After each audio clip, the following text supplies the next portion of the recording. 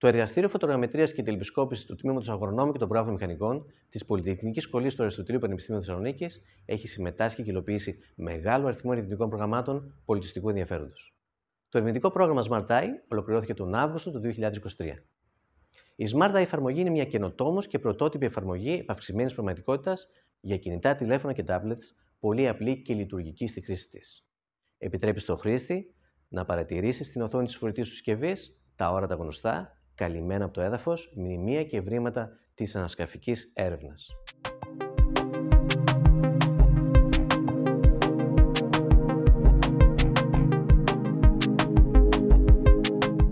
Το Smart Eye είναι μια εφαρμογή που παρουσιάζει στο κοινό αρχαιολογικά κατάλοιπα και ευρήματα τα οποία είναι καλυμμένα από το έδαφος. Ενσωματώνει άριστα τις τεχνολογίες εντοπισμού θέσης και στροφών των φορητών συσκευών, ταυτόχρονα με τους αλγορίθμους επαυξημένης πραγματικότητας, τα συστήματα γεωγραφικών πληροφοριών και τις βάσεις δεδομένων.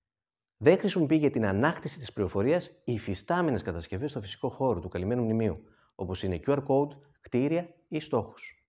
Υπολογίζει την τρισδιάστατη θέση του χρήστη και εμφανίζει σχετικές πληροφορίες, όπως είναι κείμενο, εικόνα και βίντεο και τρισδιάστατα μοντέλα του αρχαιολογικού καταλήπου.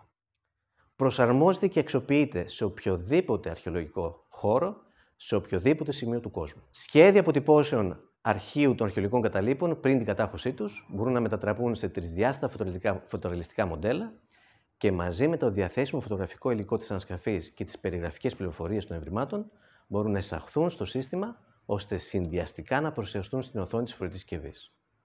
Νέες ανασκαφές στις οποίες τα αρχαιολογικά κατάλοιπα πριν την κατάχωσή τους αποτυπώθηκαν με σύγχρονες τοπογραφικές μεθόδους και εργαλεία, όπως είναι επίγεια φωτογραμμετρία, drones, laser scanners και άλλα, οδηγούν σε ακόμη πιο πιστά τρισδιάστατα μοντέλα, τα οποία μπορούν να αξιοποιηθούν βέλτιστα από την εφαρμογή.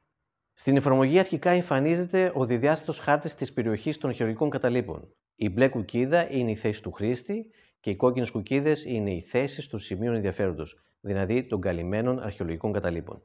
Ο χρήστης, καθώς κινείται στον χώρο, μπορεί να δει πώς μεταβάλλει τη θέση του και αν πλησιάζει ή απομακρύνεται από ένα σημείο ενδιαφέροντος, δηλαδή από το airpoint του καλυμμένου μνημείου.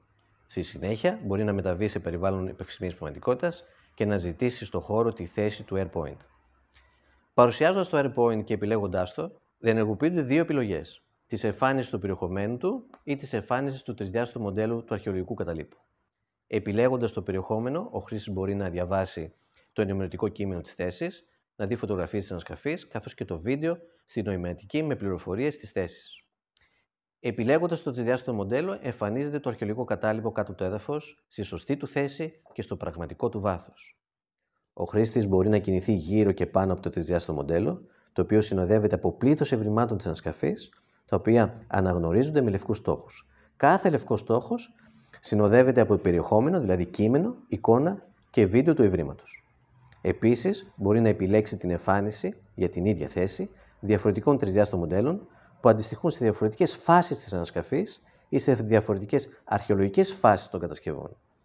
Η εφαρμογή Smart Eye αξιοποιεί τις σύγχρονες ψηφιακές τεχνολογίες στην αρχαιολογία, επαναπροσδιορίζοντας τον τρόπο που ανακαλύπτουμε, διατηρούμε, ερμηνεύουμε και αναδεικνύουμε την ιστορία μας. Το Εργαστήριο Φωτογραμμετρίας και Τηλεπισκόπησης ήταν ο επισπεύδων φορέας υλοποίησης του έργου. Δύο ακόμη φορείς υλοποίησης του έργου ήταν η επιχείρηση Infodym και η Φορεία Αρχαιοτήτων Περιφέρειας Θεσσαλονίκης. Το έργο χρηματοδοτήθηκε από ευρωπαϊκούς και εθνικούς πόρους και υλοποιήθηκε υπό την αιγίδα της Γενικής Γραμματείας Έρευνας και Καινοτομίας. Μπορείτε να κατεβάσετε την εφαρμογή από το App Store και από το Google Play.